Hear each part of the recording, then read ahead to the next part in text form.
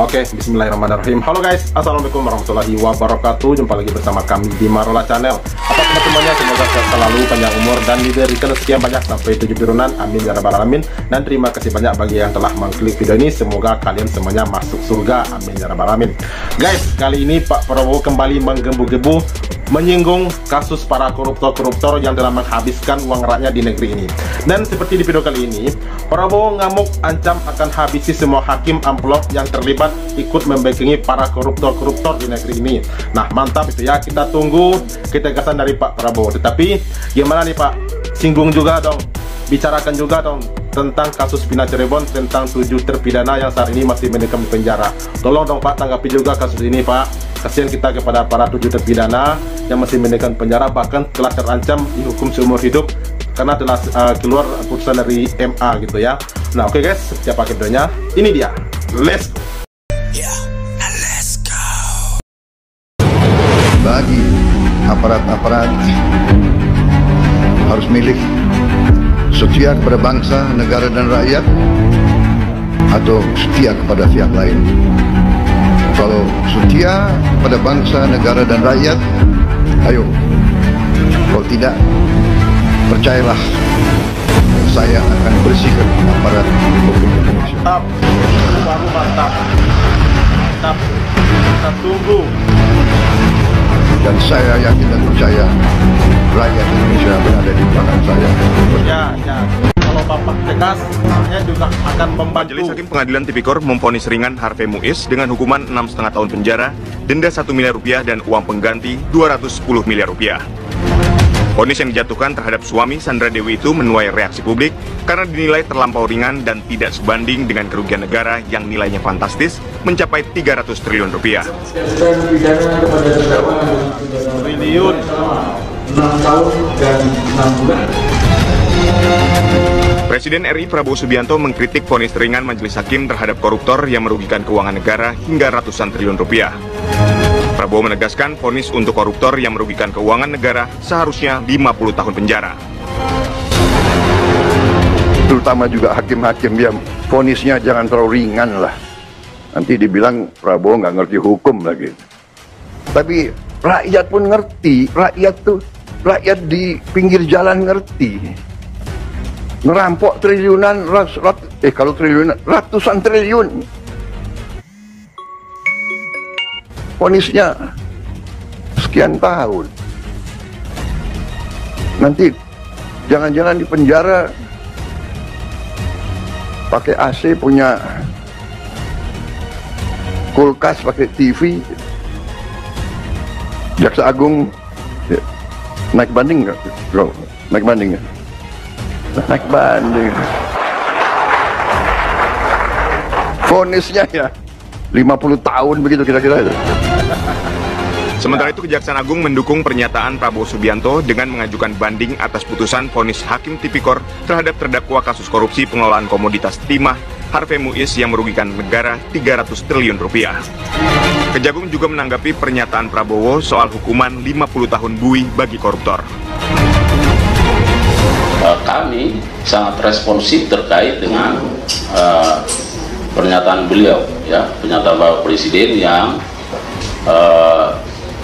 menyatakan bahwa vonis atau putusan pengadilan terkait dengan terdakwa HM yang masih sangat begitu ringan dibanding dengan tuntutan yang disampaikan. Ini kita mencermati tentang sidang PK-nya Sudirman, Pak.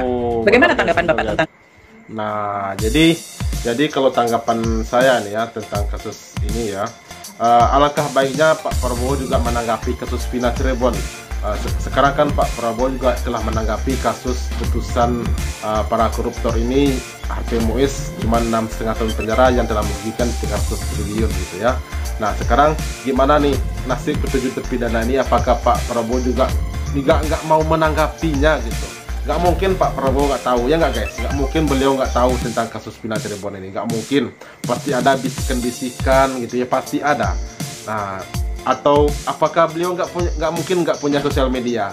nggak mungkin nggak lewat di beranda-beranda sosial media beliau, ya guys ya. Ya nggak, betul kan. Nah, jadi kita berharap kepada Pak Prabowo juga tolong dong ikut juga dong tanggapi kasus Cirebon ini. Kasihan kita kepada para terpidana ini yang diduga 100% mungkin oleh rakyat Cirebon bahwa mereka tidak bersalah. Nah, kita tunggu nih tanggapan Pak Prabowo nih. Oke guys, kita lanjut. Sidang PK ini, Pak. Ya, Sudirman adalah terpidana terakhir yang mengajukan PK ya. Karena apa? Sudirman ini orang yang terakhir ditemukan, gitu kan? Kan aneh kan? Tahanan terpidana yang susah dihubungi, susah ditemukan. Nggak tahu kita yang menyembunyikannya ternyata apakah pengacaranya, apakah siapa? Kan terakhir baru ditahu di mana Sudirman. Setelah diketahui baru dihubungi, baru mencabut kuasa dengan pengacara yang nggak jelas itu, baru diambil oleh Pradi, baru mengajukan PK. Ternyata Sudirman ini adalah orang yang tidak wajar untuk dijadikan saksi gitu. Mengapa? Karena dia kan ada kelainan dari kejiwaan, yaitu suka berubah-ubah pendirian, gampang dipengaruhi. Dan dari Sudirman lah ini dibuat kesaksian untuk saksi mahkota menjerat yang lain gitu. Karena Sudirman disuruh ngakui perbuatan yang saya percaya dia tidak lakukan. Jadi Sudirman ini mestinya mendapat perlakuan khusus. Nah, dan Sudirman ini dalam kesaksiannya, dalam keterangan-keterangan yang diberikan kepada publik atau saat dia menjadi saksi dalam perkara PK ya, dia memperlihatkan luka tembak yang katanya ya, saya nggak tahu apa benar apa enggak, mudah-mudahan saja tidak benar. Sebabnya kalau benar keterlaluan. Dia katanya waktu diperiksa, diinterogasi, ditembak dengan peluru karet. Di pantatnya, di kantor polisi katanya. Ya nggak tahu lah oleh polisi apa. Inilah yang harus kita tahu, kita gali. Siapa yang nembak Sudirman ini? Benarkah ditembak dengan peluru karet? Nah, lukanya ada dan dia mengalami cacat sekarang. Harus diungkap ini oleh Polri. Siapa? Jangan sampai merusak nama baik Polri. Apakah preman yang nembak dia? Apakah dia nembak sendiri? Apakah dia pura-pura nembak? Atau betul ditembak oleh Polri? Oke, yang mana? Harus dicari. Kalau itu betul, harus diberi sanksi berat. Karena keterlaluan menembak orang di kantor polisi kok. Tapi kalau memang luka itu benar ada, Pak, kita asumsikan ada, kenapa Pak, hakim dan aparat hukum yang memeriksa atau mengadili sejak awal-awal itu tidak menyampaikan ini? Nah, inilah kalau benar ya, sekali kalau ya. Kalau jika andaikan ini benar, maka hakimnya itu ya udah hakim aneh gitu. Ini supaya apa namanya yang ngawasi hakim itu komisi yudisial memantau ini. Suara kita ini kedengar dari komisi yudisial. Orang yang ditembak saat diminta keterangan dan sebagainya. Kemudian satu lagi, orangnya juga agak ada keanehan di bidang kejiwaan, tidak wajar untuk jadi saksi. Keterangan yang bisa dilakukan, dipercaya keterangannya, dan tidak dipertimbangkan bahwa pemeriksaannya dia, keterangan yang keluar dari mulutnya dia itu didapat dengan secara tidak benar. Ya kalau benar ya, kalau benar dia disiksa, kalau benar dia siksaannya itu sampai ditembak, nggak tahu dia. Sudirman itu siapa yang harus minum air kencing gitu kan? Nah, ini keterlaluan. Hakimnya kalau dia tidak mempertimbangkan itu, berarti hakimnya sudah buta dan tuli gitu. Karena kan luka tembak luka serius ya Pak, bukan cuma sekedar luka gores. Ini hakim yang mengadili kayak gini tidak wajar dia menjadi sebagai penegak hukum, tidak wajar dia menegakkan dan memberikan keadilan. Dia tidak punya nurani gitu.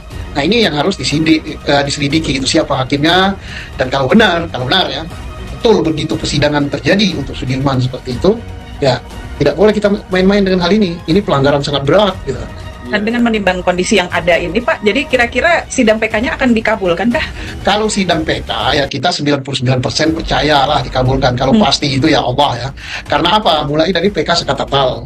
Kita yakin gitu kan, walaupun bukan hakul yakin, tapi yakin itu 99% dikabulkan. Kecuali hakimnya agak aneh gitu kan. Kalau hakimnya normal menegakkan keadilan ya harusnya kabul gitu.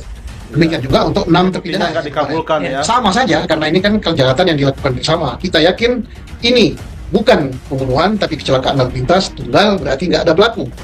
Dan seandainya gitu, andai betul pembunuhan, pelakunya bukan mereka. Tidak ada satu bukti pun yang menunjukkan mereka sebagai pelaku pembunuhan. Benar. Ya 99% bebas juga, termasuk ya Sudirman kan hanya ikutan. Kalau yang ini bebas, yang ini harus bebas. Aneh kalau yang ini bebas, Sudirman nggak bebas, hakimnya ini yang aneh.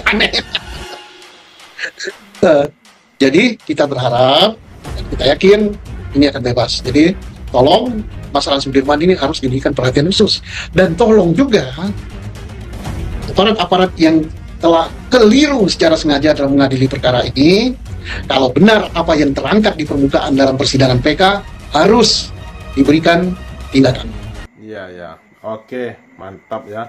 Jadi buktinya, walaupun kita semua telah meyakini bahwa sidang PK nantinya akan dikabulkan oleh Hakim MA, tapi buktinya ternyata enggak ya. MA malah menolak mentah-mentah PK 7 terpidana ini. Memang sangat sadis dan sangat miris dan sangat menyakitkan, terutama bagi 7 terpidana dan juga keluarganya, dan juga para netizen-netizen yang telah mengikuti kasus ini. Sudah berlalu sekian bulan semenjak mencuat kembali kasus Villa Cirebon ini guys, setelah vakum 8 tahun yang lalu gitu ya. Jadi kita berharap kepada pemerintah, kepada Kapolri, DPR, dan juga Panglima di negeri ini untuk menegakkan hukum dengan seadil-adilnya, terutama bagi orang-orang yang terbukti tidak bersalah, bagi orang-orang yang apalagi jelas-jelas bukti banyak dihadirkan seperti 7 terpidana ini, namun tidak dianggap itu sebagai novum oleh Hakim MA yang telah mengeluarkan putusannya. Itu kan sangat menyakitkan sekali ya. Jadi itulah, kita tunggu kebijakan dari pemerintahan Pak Prabowo yang saat ini. Semoga Pak Prabowo tidak tutup mata, tidak tuli, terkhusus sekali di kasus Villa Cirebon ini yang telah berlangsung 8 tahun lebih ini, sudah hampir memasuki 9 tahun, tetapi belum ada tanggapan dari pemerintah langsung ya. Apalagi dari Kapolri sudah ada dulu, namun entah gimana ceritanya, entah apa hasilnya, belum ada Kapolri mengkonfirmasi gitu melalui media. Dan juga kepada Komisi 3 DPR dulu juga pernah membicarakan kasus Villa Cirebon ini, tapi tidak mengangkatnya gitu ya. Jadi kasihan sekali, ada apa dia balik kasus Villa Cirebon ini. Oke guys, itu dia reaksi kita hari ini. Terima kasih banyak bagi yang telah menonton, dan sampai jumpa lagi di video berikutnya. Thank you. Thanks for watching.